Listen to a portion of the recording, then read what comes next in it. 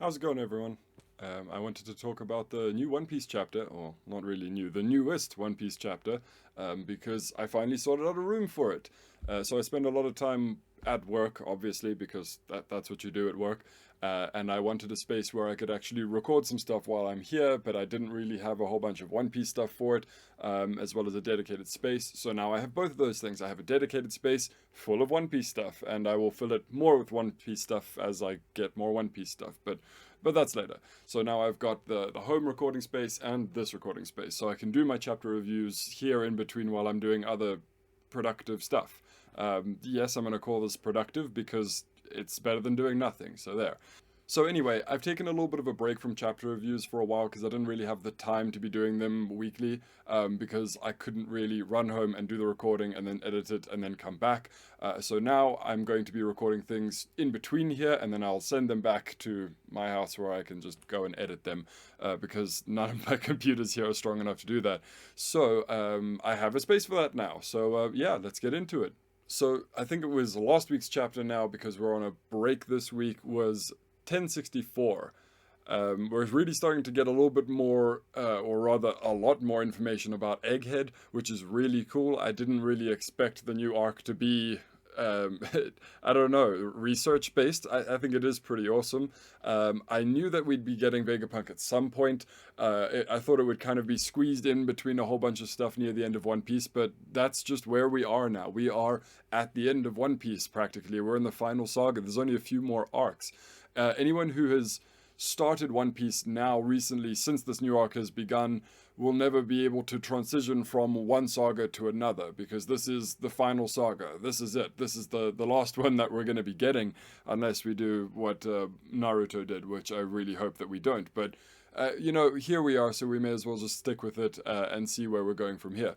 So I just find it very interesting that I've been reading One Piece for quite a while and watching One Piece for even longer. I think I caught up around Gear 4th, so it was very interesting for me to catch up and then have to wait for the Gear 4 reveal proper. But you know how things go. So a lot of people joining One Piece now afterwards aren't really going to have that experience of reading it weekly. I mean, there's only so much longer until it's all out as one complete story, and then there is no reading weekly. There's just people that have read it or watched it and people that have not. So that's going to be a little bit of a change. But while we're here while we are here experiencing it, rather, we can see what it's like week to week and actually waiting for the chapters and all the mystery that Oda is still going for.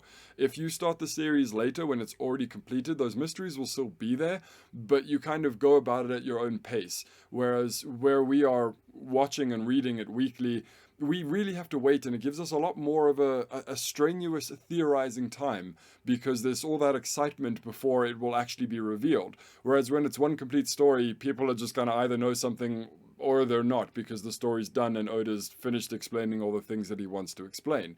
So yeah, I think it's a really interesting space to talk about these chapters as they're coming out, and the difference between the anime and the manga as they're coming out, because once One Piece is fully done, I'm sure we're going to get a re-release of the whole thing, at least in the anime, with updated graphics, so there's not really one consistent style. I mean, maybe we'll do that, I doubt it though, especially because there's a lot of appeal in the different styles as it goes. But I'm sure they'll release a full box set that they redo the beginning bits in the style that we get at the end, or something like that. So in the time that doesn't exist, which is now, I guess we can just talk on the internet. So let's do some of that. So, starting with the cover page for this chapter, I think it's really interesting that we finally get full confirmation that Kuzan is not only, or was, at Whole Cake Island, but is with the Blackbeard Pirates. We've known that for a long time now, but I've always been kind of skeptical, especially because it's Aokiji. He just doesn't seem like a bad guy.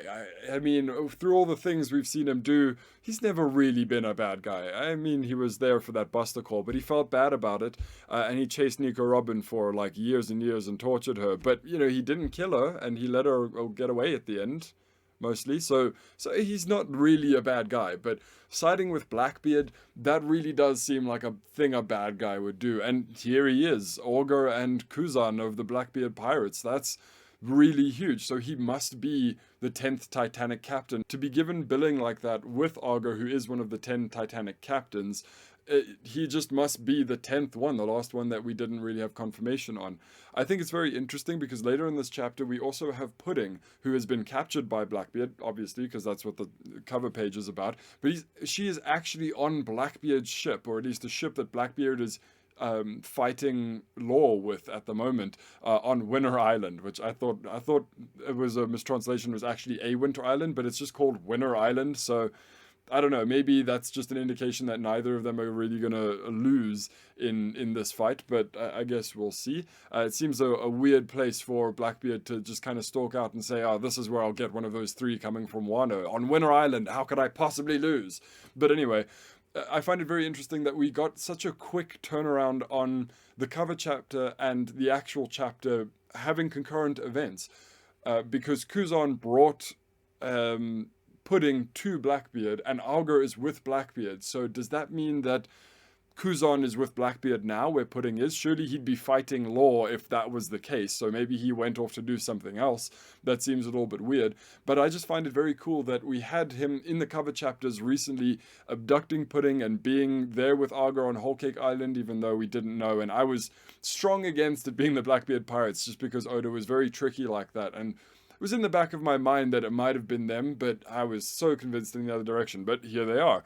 And we've had that story going through the last few chapters, and now it's actually relevant to the main story. Pudding is shown both in the cover chapter and in the main chapter. So there's probably a little bit of a time delay between those 2 events happening, because Kuzan would have arrived and dropped them off and then left, presumably somehow on his bicycle. I don't know where he would really be going, but I just find it interesting that usually a cover chapter is something from long ago or something happening where we are now, but in time-wise, but somewhere else geographically. But these 2 occur very, very similarly. So it's a cover story that comes right into the story, which I think is very interesting. A little bit unexpected, but I like the way that Oda did that. So a fight between Blackbeard and Law is happening. It's amazing. I really didn't think we'd get something this quick, especially because it seemed very cliffhanger-y last chapter. And I was like, oh, I guess we're just going to cut away and not see any of this. No, we are cutting straight to it. We need to see all of this. And thank you, Oda. This is amazing. I've wanted to see Blackbeard actually fighting with his 2 devil fruits for quite a while now, because he has had them for over 2 years. So he's at least somewhat proficient with his new Quake fruit, or relatively new Quake fruit, and he's had the Darkness fruit for quite a while now. I should actually check, but he's getting quite adept with using 2 devil fruits, and I imagine he doesn't really use them in tandem with each other, despite us knowing that he can, because we saw that in Marineford, unless that was an anime thing. But I'm pretty sure he can use them at the same time. He at least displayed them at the same time. But we do get to see him fight, and we get to see a bunch of his commanders fight, which is really cool, because we've seen these guys since Jaya, since Mocktown. We've known about Stronger and Doku and Burgess, whom we've seen fight a little bit, except for in this chapter, which was weird. Augur, and it's really cool to see them with all their new devil fruits. I'll probably cover that if I'm going to cover the last few chapters. I'll just do another video where I'm talking just about the devil fruits, because those are really cool and weirdly well fitting, as all devil fruits are. You don't really get many devil fruit users that don't really suit their devil fruit. It's very interesting. Another reason why devil fruits likely are just souls in fruits for some mechanism of the Ancient Kingdom, because they always seem to land up right where they think they need to be. At least that's my headcanon. And anyway, Blackbeard fighting Law. So Blackbeard is ready to use his Quake fruit. He's ready to just kind of thrash and destroy everything, because that's what he does, even at the cost of Doku and Stronger, because he's really weighing them down quite literally here. And Law just kind of amputates the horse in half, which, you know, when I first read this chapter, that caught me a little bit off guard, because I went, well, yeah, it's Law, that's kind of what he does. But what I missed was he doesn't really have to set up a room, and that's kind of the whole condition for the Ope Ope no Mi. So I was very confused by this first fight, because he just uses our room and he just chops the horse in half. So my assumption here is that our room is a remote room, or just a room, or whatever the R word is. It means remote to some definition, because he doesn't have to physically open up the room, be inside the room to use amputate. So like he did in Shabodi all the way back in pre-time skip, he opened a room and then he amputated all of the Marines there. So amputate is a very normal technique for him. He's been using it since his introduction, but the way in which he does it is quite different, in which he can open a room over there. Either he's opening the room over there, or he can operate the room without having to be in it. There's a small distinction there, but they're slightly different, I suppose. Maybe not. So anyway, Blackbeard is very caught off guard by this power, because he would obviously be very well versed in Law's techniques. He's a devil fruit hunter. He's a Yonko. He's very aware of his contemporaries. So he has no idea what's just happened. The flying horse just got cut in half out of nowhere. So that leads me to believe that, Blackbeard does know what Law is usually capable of, but since he's been in Wano, he's now more comfortable with using his awakening techniques. So his awakening techniques basically take away the biggest detriment to his power, in which he has to be in a room to operate. I mean, who can operate outside of the operation room? I don't know. You have to be a real skilled surgeon to do that, but that's what awakening is, I guess. He can use these techniques while he is not inside the room. I assume that the person he's operating on always needs to be inside a room, because that's how that works. But R room lets him do it over there, and K room lets him do something else. I'm not entirely sure the distinction between them. I assume K room has some kind of medical terminology towards it. Either that, or it's just the killing room, which doesn't seem very doctorly, but he's the surgeon of death. So maybe it's just the killing room, which is why it has Shockville, which is just a plain attack. It's not really like amputate that you can use to cure people like he did in Punk Hazard, or like he did with the kids to kind of like chop their bodies open to get the drugs out, whatever he did off screen there. It seems that Shockville and K-Room are literally just an attack. So we're probably misunderstanding or not fully keyed up on exactly what it does, or exactly what K-Room does, in opposition to R-Room or a regular room. So the horse gets sliced in half. Stronger and Doc Q are falling from the sky with Blackbeard. Blackbeard shoots off a quake, and it just seems to be hitting everyone. This is a slightly odd panel for me, because it's not really conveying exactly clearly to me what Oda's trying to tell us, other than quakes are difficult to stand in, which, you know what, that makes a lot of sense, but I'm not really understanding the activation of Blackbeard's technique here. He's just kind of quaking everyone in the general area. So maybe that's all there is to it, but I feel like I'm missing an important bit of information here. But anyway, Law takes out the wings, which is probably why Blackbeard was all the way out there, so he couldn't get him in a room unless it was a really big room. But anyway, he gets chopped out of the sky and uses a quake, and the battle begins in earnest. We see Doc Q using apple bombs, which is literally the only technique we've ever seen him use outside of the gender swapping technique from the last chapter, which was super interesting. Oda really flipped that for us, because I thought Ivankov must have been around the corner. But anyway, he just throws a basket of apples, which, I mean, it seems to work. Everyone's running away, and it's a big explosion. But is that really the best use of your devil fruit? Just explosive apples? Did he not have the sick fruit back in Mocktown? So explosive apples are just something that Doc Q does. I don't know, he seemed sick for a really long time, and everyone seemed very new to their devil fruit abilities in the last chapter, so I guess they just got really well suited ones, and Doc Q just makes explosive apples in his free time. It's very weird. But we actually got to see, I believe this is Shachi? Yeah, because Penguin has a penguin on his head, and Shachi, I would assume, is the Japanese word for an orca, because he's got an orca on his head and his name is Shachi. But anyway, we see Shachi dive into the water and then just suck in an ungodly amount of seawater. Seawater, mind you. So one, he jumps in the water, and two, he intakes all that seawater. And, devil fruit users would be affected by the water, just any kind of liquid up to a certain point. Doesn't even have to be seawater. It can be milk or, really any kind of fluid, as far as my understanding goes. and then intakes a whole bunch of seawater. So even specific devil fruits like the shadow fruit, the clone things that he creates, the zombies that he creates, can't take salt. So when they get salt water in them, that's a bit of a problem. So it seems very interesting that he intakes salt water while being under salt water to like really double confirm that this is not a devil fruit. This is just something that he can do. My first thought would be that he's a fishman of some kind. He doesn't have, he's not a merman because he would have the thing, and I doubt he's Thetic, which is where I believe they get the leg separation. But he just dives down and takes in a whole bunch of water, comes up to the surface, and fires it off at the apples. Really quick response, which is really cool, but I didn't expect anything out of Law's crew, which is a shame because they are quite cool. Jean Bar is very reliable.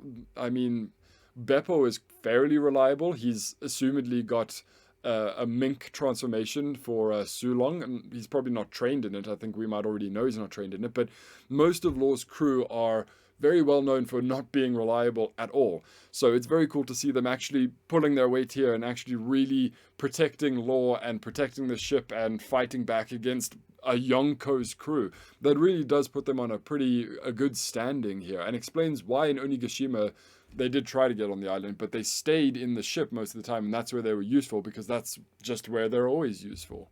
Shachi mentions here something very interesting. It's a big mistake to underestimate us when we grew up in the harsh waters of the North Blue.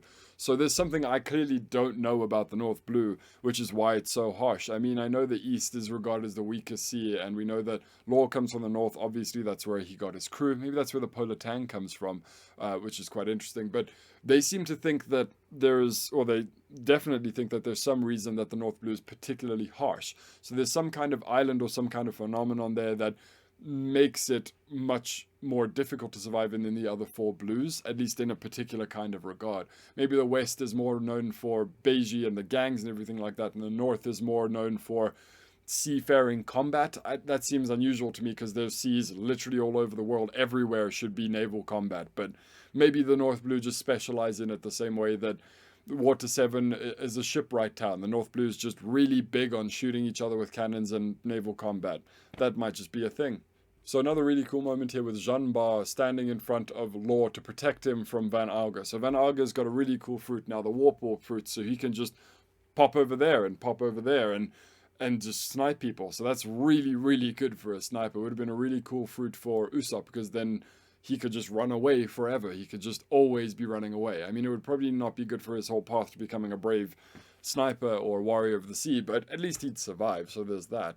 And we have Jean Bar jumping in front of Law and protecting him while he's trying to initiate an attack, that's exactly what Law needs. His other big weakness outside of having to have someone inside the room is that while he's initiating an attack, specifically K-Room and Choqueville, is that he is completely open to attack. He can't bring his sword back quick enough to defend himself.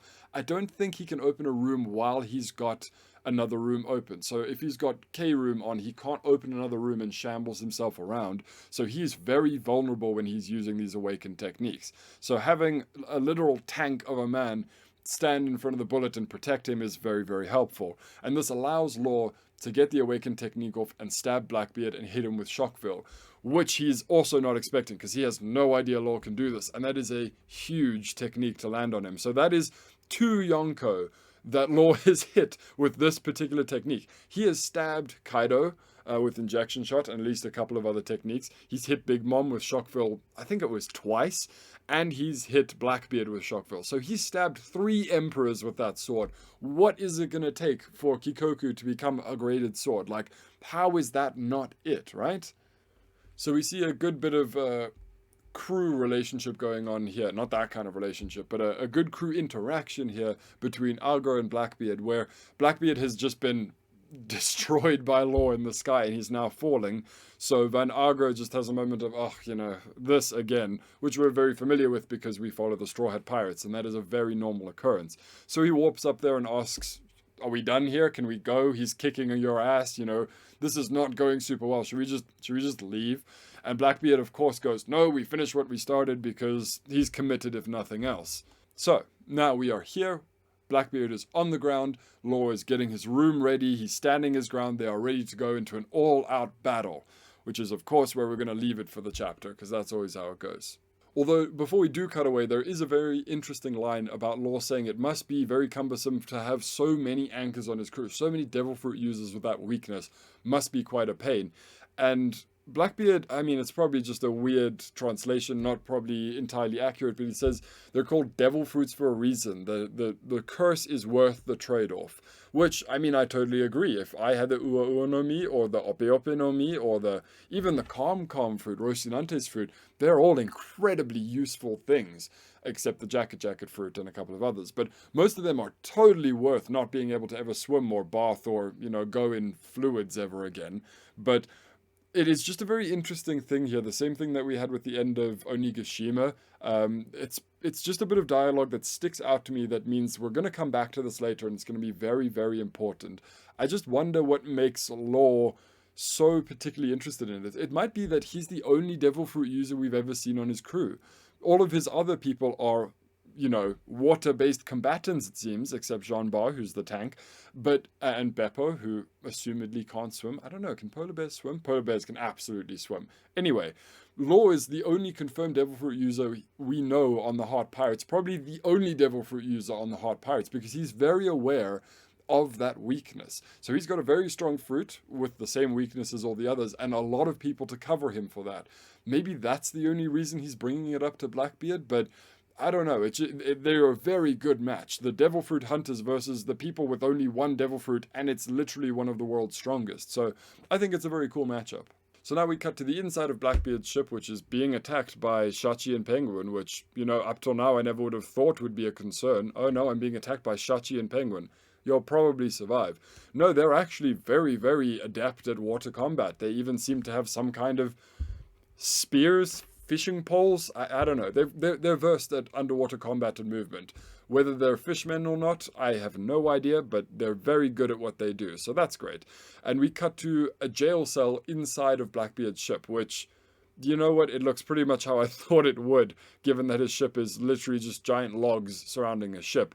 It's very rudimentary and basic, but anyway, we see Pudding in there, and she's no longer hiding her third eye. I mean, I don't know why she would here, because they're capturing her specifically for her third eye, but she doesn't hide it anymore. She's just kind of the third eye tribe of the Big Mom Pirates. She's just kind of known for that now. It was quite a big event at Whole Cake Island where pretty much all of the Big Mom Pirates that were mysterious and hidden were uncovered by the Straw Hats. So that's quite cool. And she is talking to some of the guys that are keeping her captive. And she says, Mama's going to make you pay if she's still alive. I thought that was very interesting because they don't really know if she's still alive because there are not a lot of Viva cards in the family, because we saw what Nami did. I mean, Lola had one, but she didn't even know her mother hated her, so that's probably why there was that disconnect there.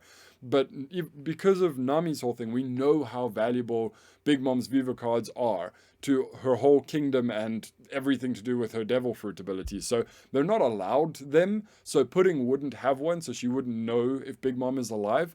But it's just very interesting because she obviously still has that faith, because she knows how strong Big Mom is. She knows how terrifyingly huge and important her role was in the world, and just her physical capabilities and her Devil Fruit abilities, and she saw her ruling Totland for her entire life. So she's going to assume that Big Mom is alive, much like I am, because Zeus is still around, which, is still up in the air about that. But she says that, you'd better watch out if Big Mom is still alive. And they don't seem to be too concerned with this, because they say, no, we're fighting Law upstairs, and Law is the one who killed her, don't you know? I mean, yeah, they're putting Kid a little bit down there, but he kind of deserves it. He's not nearly as strong as Law. She does seem very confident that Big Mom is still alive, even though the Blackbeard Pirates are very confident in the opposite direction, saying that, no, we're fighting her killer upstairs. So the world seems to think that Big Mom is dead, because they were both overthrown, and the three new captains kind of took their place, really, and Luffy specifically took Big Mom / Kaido's place as an emperor. So nothing really here tells me yes, she's definitely dead, or no, she's definitely not dead. So we'll just have to wait and see. But my money is on Big Mom still being alive. She's got to have something more to do with the story. Kaido absolutely has to do something more in the story, in my opinion. But we'll see that later in the story, or we won't. So one more quick flashback into the fight.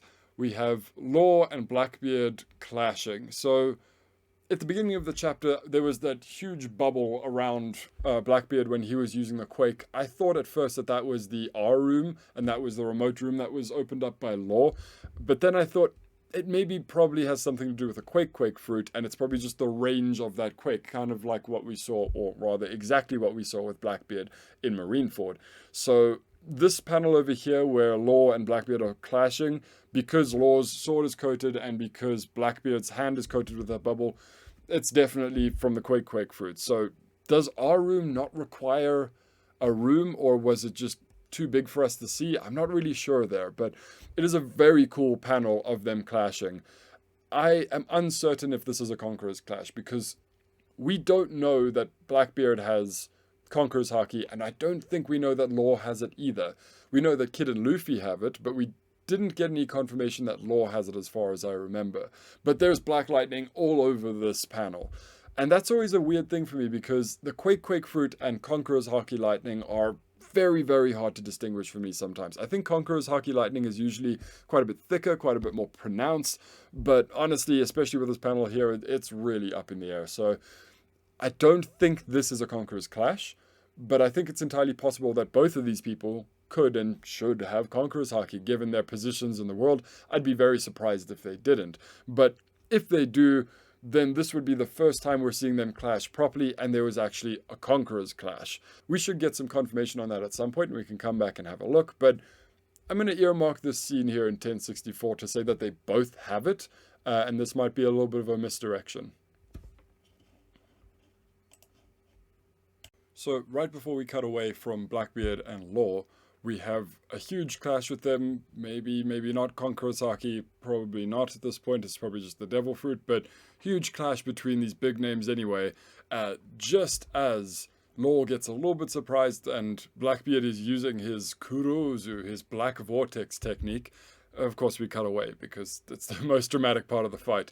And we cut over to the Marines, to Fleet Admiral Sakazuki, and how he's getting this report that Blackbeard and Law are fighting on Winter Island.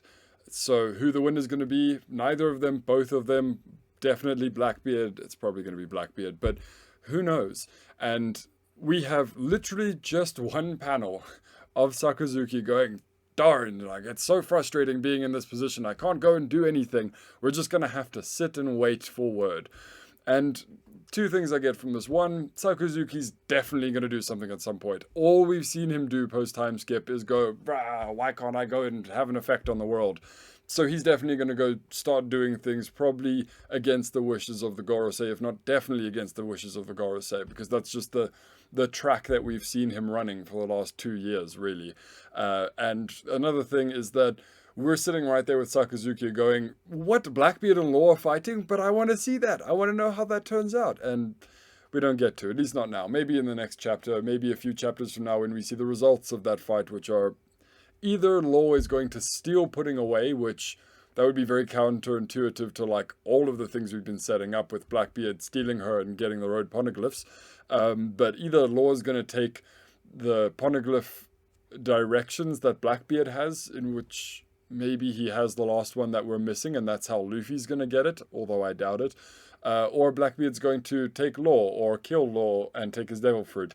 I don't think he's going to kill Law, just because that would be the worst time for Luffy and everyone to see Law for the last time, and he was a real douche before just leaving. So that would be really terrible. But it's Oda, it's entirely possible. But more likely, we're just going to see him defeated and then have to come around to bringing him into the story at some other point. So, back to the future land of not Belgemore, but the other one. We see the Pacifista Kuma just not attacking anymore, which was a really big change of pace from where we were in the last chapter, but it's because Bonnie has changed the ages of everyone there, and that means that they're unrecognizable. I don't really know the mechanic for that, but I guess it worked for Bonnie before when she stole that pizza on Sabodi, and then changed to an old woman to steal the pizza, and then changed to a kid to avoid detection, which, I mean, she was wearing the same thing and was obviously the same person, but very different, spectrum of age going on there. So obviously the guy who's selling the pizza would be like, well, that's not the same person, they're completely different ages. why that applies to a pacifista is a little bit strange to me, because we know that the pacifista can recognize people because they've got that whole lock-on thing, and they saw Luffy and they locked onto Luffy, and then Boa got in the way and they went, oh, that's an ally, don't shoot them. So they can recognize people within that database, or whatever the metric is for recognizing them. I don't know if it's whether they have a bounty or not. I mean, that's entirely possible, but I mean, Kuma just doesn't recognize any of these people when they're aged, and that seems a little bit weird for a machine, but maybe it's just because of how the machines are made, or because they're clones, so they really are people. But I would have thought that a machine would have a better chance of recognizing someone despite their age as the same person than a human would, but apparently not. That's how that works. And we do get to see Luffy at, 70 years old? 70-year-old Luffy, who does not look like Luffy in the good timeline, which is very concerning because this is the canon Luffy in the main timeline. So that's probably a big difference between the devil fruit used. So what we had with Momonosuke was maturity, was aging in a very different way, a much more positive way. So I mean, it was covered that Shinobu's fruit does not rot things, it just matures them, and she just chooses to mature them to the point where they decay. Which, when something reaches maturity, it will eventually start to go down the end of that spectrum and then rot, because, that's how living things work.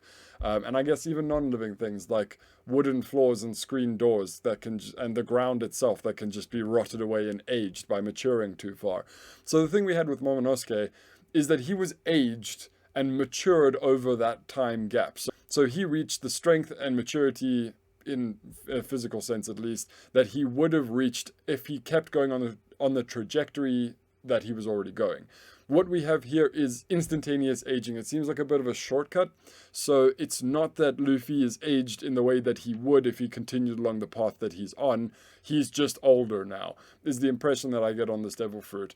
That's supported by Jinbei here. So we see Jinbei in his younger form, which is, very cool. We've seen that in the SBS. It seems that we're seeing a lot of things in SBS now that we haven't seen before. It is really letting loose and showing us a whole bunch of really cool stuff that has been up till now non-canon in the story, and he's now bringing it into the story, which is a very interesting experience as a One Piece fan, because if you read the SBSs and really delve in online and see all these interesting things that he's talked about in interviews and SBSs and things he's drawn and jokes that he's made, to see them then brought into the story in a very interesting, compelling way is very, very cool. So we see Jinbei here as a kid, because he was aged down, like Bonnie was, and Luffy and Chopper were aged up. I wonder if that's because she touched Jinbei and herself and changed the age, and then Luffy and Chopper and changed the age. So she changed them down and them up. It's just interesting that two of them went down in age and two of them went up in age. So it probably had something to do with how she activated the devil fruit ability. But we see that Jinbei has his eye scar here, and I know that he did not have his eye scar when he was a kid in that SBS, as well as we see his sun pirate symbol there, regardless of whether his was tattooed or his was branded on, because I can't remember which. It wouldn't be there if he was aged backwards. So he wasn't aged progressively backwards, in the linear way that he's experiencing time. He was just, cheat sheet jumped back, because he still has, all of his normal features he would have as a kid, but his scars and things are still there. Same with Luffy. Luffy's eye scar is still there. Unfortunately, baldness seems to run in his family as well, but, those are normal changes that would happen with age. But if he was actually aged younger, if Luffy was aged younger, he wouldn't have the eye scar if he went below 7 when he gave himself the scar. 7? 5, wherever it was. If he went below that age, he would no longer have the scar because he's been regressed that far. The same way that Jinbei still has his scar and his chest scar / tattoo. So I thought that was just very interesting, because we're starting to learn a lot more about Bonnie's fruit. And, well, assumedly it's a fruit. It's definitely a fruit. I mean, it's Oda, so maybe it's just science, but it's definitely a fruit, right? We're starting to learn a lot about this fruit by just paying attention to the small details that Oda is starting to drop here and there. Jinbei now goes into a little bit of a backstory about Kuma and how he was this tyrannical king of the Sorbet Kingdom. So I'm not going to go too far into it here, because I actually want to go back into the last few chapters and probably the next chapter that comes out that's going to delve into this a bit more, so I can get a little bit more of a clear story what's going on here. But there's a lot of good exposition here about the kind of king he was, at least in the public's eye. And then his own child's, Kuma's child, not Jinbei's child, his own child's perspective on the kind of person he was and his perspective on the world government and the world. So there's a lot to unpack here, and there's going to be a few interesting things in the last few chapters, in the next few chapters, that really tie it all together. So I'm not going to jump too heavily into it, but we do get a really good amount of worldly knowledge from Jinbei, who is one of the most worldly knowledgeable members of our crew, other than maybe Robin and also Brooke. Those are probably the biggest ones who actually pay attention to things that happen in the world. But this is a former warlord's account of what this king was like, and somebody who knows about the movements of the world. So he may not necessarily know the truth about Kuma, but he knows a fair bit about Kuma and the backstory of that particular kingdom that he used to rule. Now, putting all of that really interesting and lengthy kind of backstory things aside, we have a lightsaber in One Piece. It is really, really cool. Bonnie just finds this in the trash heap. What is this doing here? Why is this here? How is this considered a failure? Does Vegapunk consider everything amazing he creates to be a failure? Because this thing's amazing. This takes Bonnie, who's literally in child form, and puts her on par with like some of the strongest swordsmen in the world. Probably not Zoro. Zoro could probably beat this. Can you deflect a lightsaber with a regular sword? Probably with Haki. But just the fact that she's got a laser sword probably makes her better than Johnny and Yosaku, who are bounty hunters from the beginning of the story. She could probably beat them in child form with this lightsaber. This thing is really, really cool. I really hope we get to see Zoro using it at some point, but I don't really know what he'd use that for. It's not like he needs help cutting things. Unless the lightsaber is going to help him cut something before, it would probably be a lot easier on the teeth. Do you know how hard it is to hold a full sword in your mouth? Don't do it. Trust me, it's difficult. I've tried. But this would be significantly easier because there's no metal to it. Oh, there's some metal to it, but not the blade part. So it would be interesting. I'm keen to see where we're going with this, but it has to end up in Zoro's hands at some point, right? Just by some method. Either that or that's just Bonnie's weapon for the arc now, and she's going to become a swordswoman, which is cool, but a little bit strange. Maybe it's just a futuristic sci-fi kind of thing, and Oda just wants to throw more elements. But I don't know. The poignancy that we have in talking about it and pointing it out makes me think that it's definitely going to be relevant to something pretty important in the story. Maybe she's going to attempt to kill Vegapunk with it. So, who knows? So now we're getting into the really big stuff. A lot of stuff has happened in this chapter, really big chapter. And other than just staring at Bonnie's figure, which I suppose is something that Oda wants us to do a lot lately, she says that her father is part of a very special race.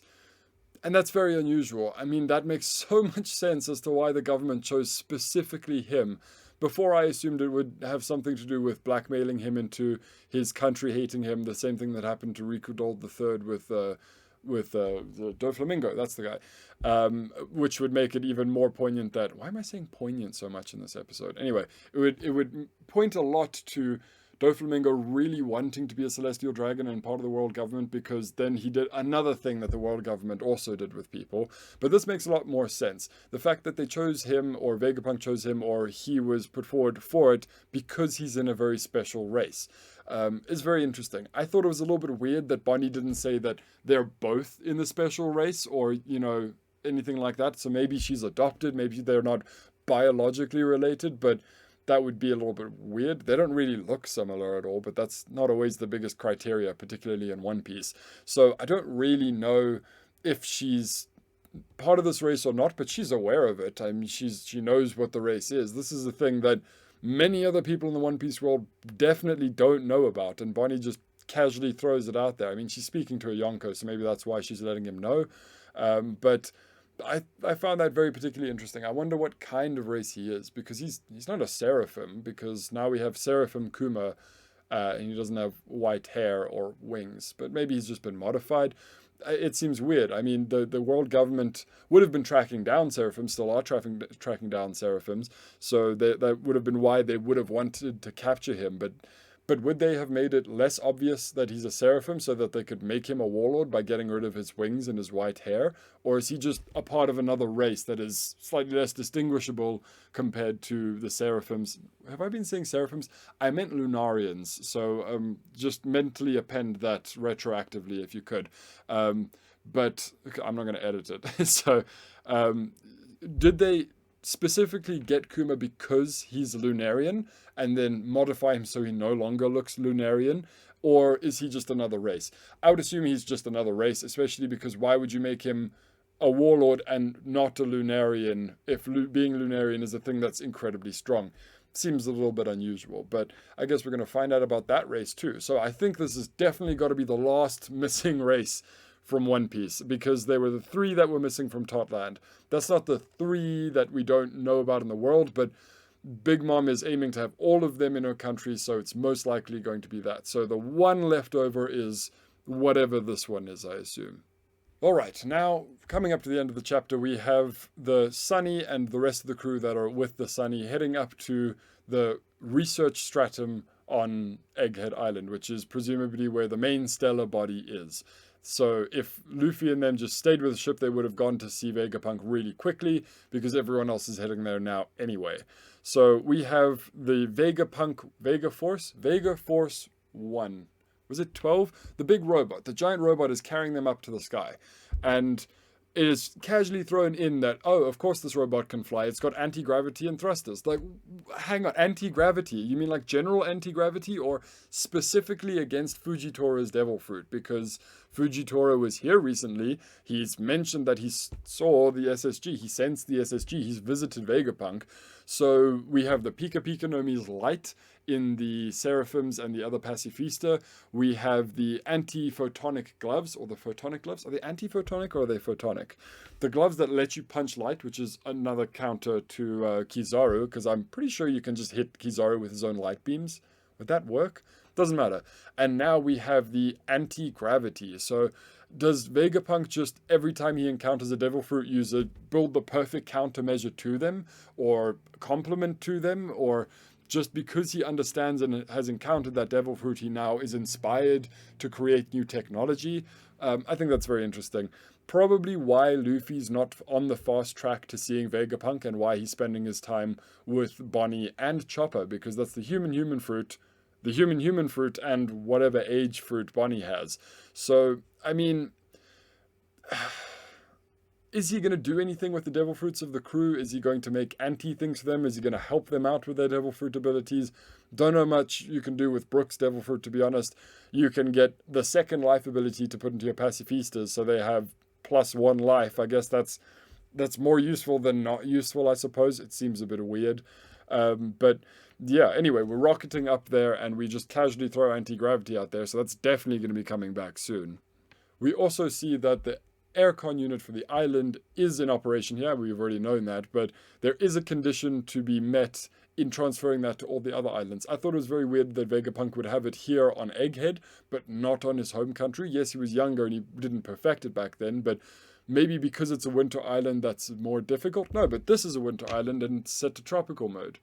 We know that there's something holding other islands back from having this air conditioning unit, other than they just can't build it without Vegapunk because other engineers aren't as good as him.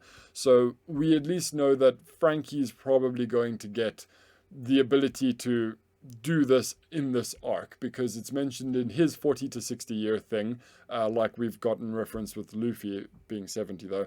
When we saw the future versions of the Straw Hats, the oldest Frankie that we saw in the good timeline said something about, it's a little cold here, I think I'll go turn on the heat. So he's on that path to being Vegapunk level, of being able to just install an island aircon system. So that's quite cool.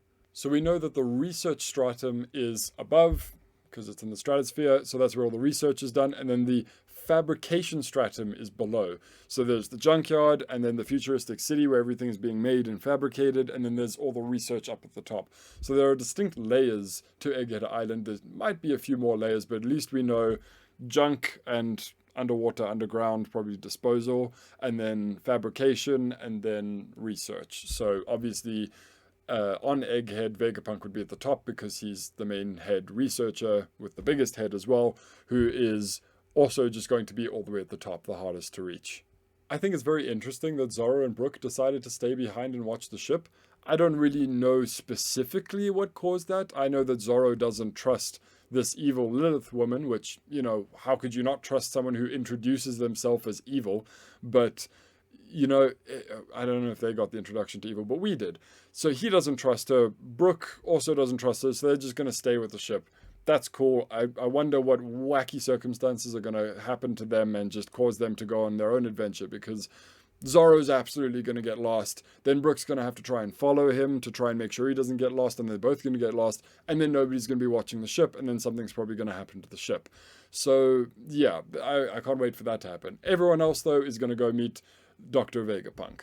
And there are clouds up here, sky clouds, foothold clouds, solid clouds. It's really cool that Vegapunk can recreate that, because they understand the whole thing behind Pyrobloin and they can generate those clouds. So they just generated themselves a heaven above the fabrication floor to just do research up in the sky, which is very cool.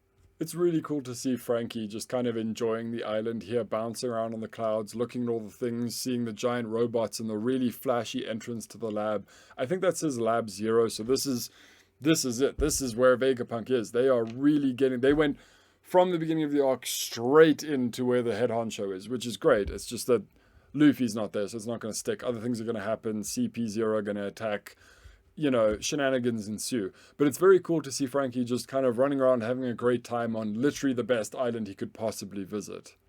And then, of course, we get new outfits for the rest of the crew. Nami and Robin doesn't surprise me at all. Usopp has a, actually, admittedly, pretty cool super powered Power Rangers kind of thing going for him. Sanji is in a tropical shirt and shorts. I mean, sure, why not? That seems pretty fitting, pretty laid back. Franky, I don't even know. Hoodie, one of those Star Trek visual things, and then like a winding toy top for his head. It looks really weird and really wacky. It's quite cool, but there wasn't really anything super unusual here to me, except Robin's gauntlets. Why does she have gauntlets? Is that so that she can punch light as well? If she sprouts more limbs, will they also be able to punch light? I don't know what's going on there, but that seems really, really important to the arc for some reason. And then the final thing that we see in the chapter is Shaka, the Logic, the first of the satellites of Vegapunk, speaking to someone on the Den Den Mushi, saying that he's going to be dead soon. And that person is obviously Dragon. Like, oh my god, gasp. Of course he knows Dragon. Of course he has ties to the revolutionaries. This wasn't super surprising. It's nice to have confirmation, but not super surprising. Kind of like how Joy Boy and Zunisha were obviously comrades back in the day, because that just kind of makes sense to me. Anyway, and he says it very interesting and very dramatically that he thinks he'll be dead soon. Now, this could be alluding to the fact that he knows that CP0 were going to be ordered to take him out, or he definitely knows that. He wouldn't be so up in the air about it if he definitely knew it, in my opinion, but he might specifically be talking about Shaka. He might not be talking about all of the Vegapunks like we know already. He might specifically be talking about that one satellite. So Shaka is actually a Zulu king from around here, which is one of the reasons why I know about him, because we've been learning about him in school for like many years. Not that much about him, but he's obviously mentioned in the country because this is the country he came from. So it was mentioned in O'Hara's video, great video by the way, you should definitely check it out. He has some very interesting points there. That Shaka was killed by his two half-brothers, I believe it was.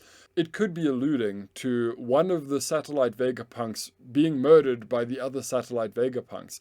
And for Shaka specifically to mention that he'll be dead soon could kind of be breadcrumbs in that direction. So that's quite exciting. I would like to see more as to how Dragon knows him, what their relationship is about. Do they have trade? Are they both against the world government? Has Vegapunk always been a member of the revolutionaries? Is he still a member of the revolutionaries?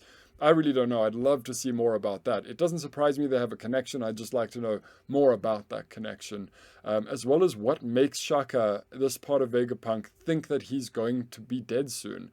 I don't think it's Vegapunk talking through Shaka. I think it's more Shaka talking to Dragon. But why would one of the satellites be talking to Dragon instead of Vegapunk's main stellar body? Unless he's incapable of speech, which I doubt. I assume he's somewhere here in the research stratum working away. either that or his body's incapable of moving and he's primarily working through Shaka or equally working through all of them. There's a lot to still kind of determine and figure out about this arc because we're still in the beginning stages, but it's exciting. It's very cool to be at the beginning of an arc, and it's very interesting to be sharing my thoughts not with the end of the other arc, because my chapter review started near the end of Onigashima. Now I'm trying to get a little bit more caught up so that I can be weekly discussing these things as they come out. But yeah, it'll just take a bit of time, and we've got a break this week so I can catch up on a few other concepts that I want to and brush up on the start of the arc. And then from next week, I'm planning to actually have a weekly chapter review. So yeah, it's nice to have a space to be able to do these things in. It's a dedicated space for me to talk about my One Piece things and maybe some others, but it's nice to establish the space primarily as a One Piece space. And if I'm not here and I'm at home, I can also just record from there because I've set that space up nicely. So cool to finally have a space to be able to do these things, and I will see you on the next chapter review. Cheers.